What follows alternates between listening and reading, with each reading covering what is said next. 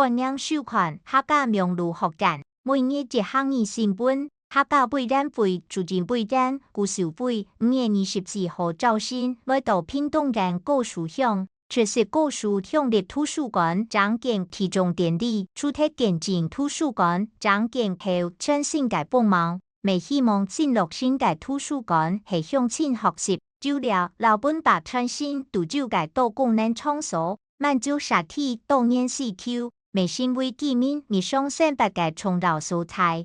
故主委进一步指出，张建后嘅图书馆唔但常提供就职界嘅图版件，未研究交流，学习到创造多元功能，实际罗种抢救各面临层都做得众多动词战。合会会表示，古树乡立图书馆嘅张建工厂以客家学习学堂为主题，结合客家语言，本白老实体需求，希望成为古树乡民嘅生活学习基地。以上係客家名錄學簡嘅報道。接下來要教大家基本嘅每日一項語，就係圖書館。圖書館，呢間圖書館收集當多客家相關嘅書。呢間圖書館收集當多客家相關嘅書。你學會嗎？下禮拜講來聊。